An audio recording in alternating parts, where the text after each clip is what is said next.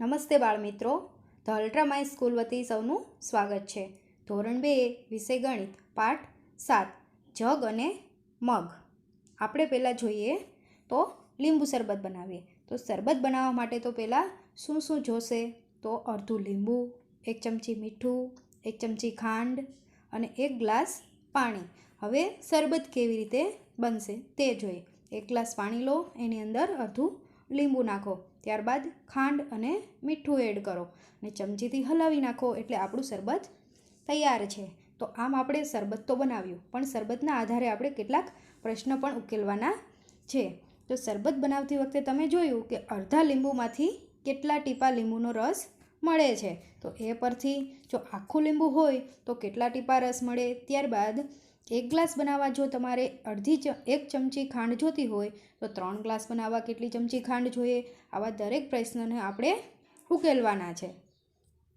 હવે તમે જોશો તો અહીંયા તમારા ઘરે રોજ દૂધ આવે છે. તમારા મમ્મી જ્યારે દૂધ લેવા જાય છે ત્યારે વાસણમાં કેટલું દૂધ આવે છે આપણે એ જોઈએ. તો અહીંયા 1 ગ્લાસ નાનો, તો મોટા ગ્લાસની કિંમત કેટલી છે? 10. તો એવા 2 ગ્લાસ, તો 10 + 10 બરાબર કેટલા થશે? 20 રૂપિયા. અને હજી આપણે એમાં ત્રીજો ગ્લાસ ઉમેર્યો છે, તે કેટલા રૂપિયાનો છે? 5 રૂપિયાનો. તો 20 + 5 બરાબર કેટલા થશે? 25.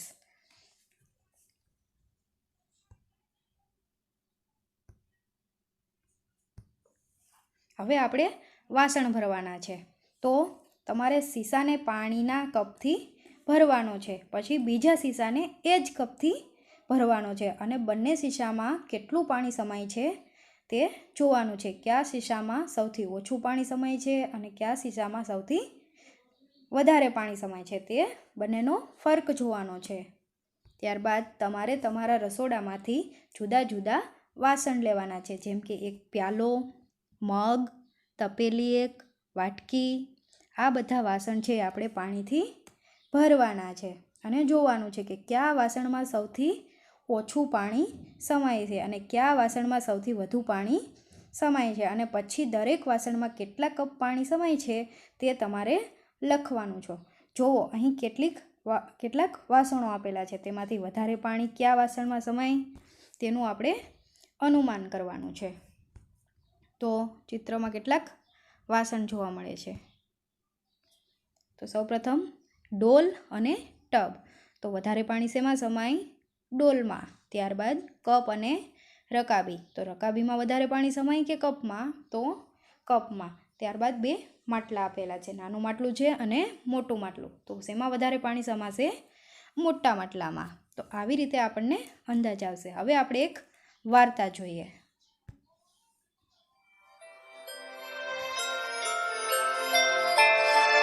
વાર્તાનું નામ છે તરસ્યો કાગડો. એકવાર શું થયું, ઉનાળાનો દિવસ હતો. સખત ગરમી પડતી હતી. એક કાગડાને ઘણી તરસ લાગી હતી. પાણી વગર બેચારાનું ગળું સુકાતું હતું. તેથી પાણીની શોધમાં તે આમ તેમ અહીંયા ત્યાં બધે ઉડવા લાગ્યો. નદી, નાળા, તળાવ બધું જ સુકાઈ ગયું હતું. ક્યાંય પાણી નજરે પડતું જ ન હતું. અચાનક શું થયું, એ કાગડાની નજર એક ઘરના આંગણામાં પડેલા કુંડા ઉપર પડી. કાગડો તરત જ જઈને એ કુંડા ઉપર બેઠો. કુંડામાં જોયું તો પાણી તો હતું, પણ પાણી સુધી તેની ચાંચ પહોંચી શકે તેમ ન હતી. હવે શું થાય, શું કરું? કાગડો બિચારો મૂંઝવણમાં પડ્યો. તેને આજુબાજુ નજર ફેરવી. ત્યાં તેણે કાંકરા પડેલા જોયા. તેને એક યુક્તિ સૂજી. જો હું આ કાંકરા કુંડામાં નાખું તો પાણી ઉપર આવે.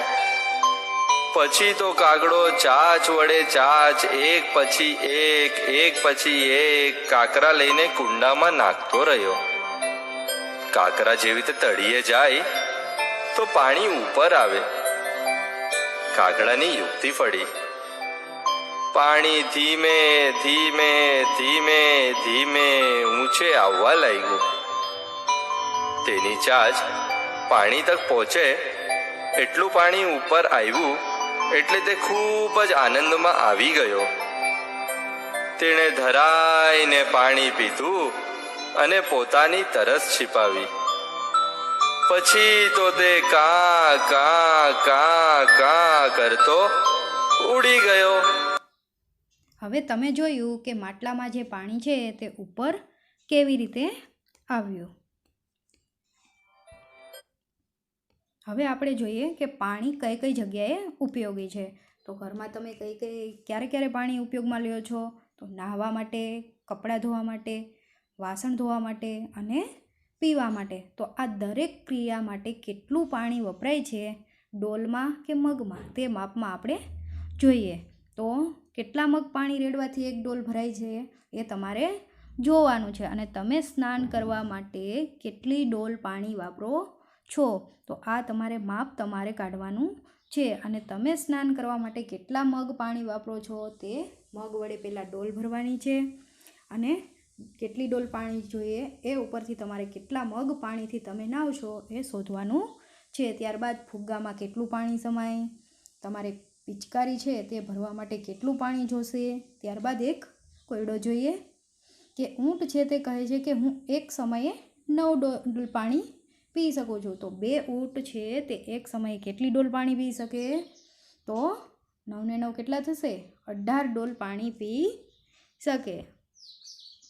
ત્યારબાદ અહીંયા તમને કેટલાક માપ આપેલા છે. જે તે વાસણ વધુમાં વધુ જેટલું પ્રવાહી સમાવી શકે તે માપને તે વાસણની ગુંજાશ કહે.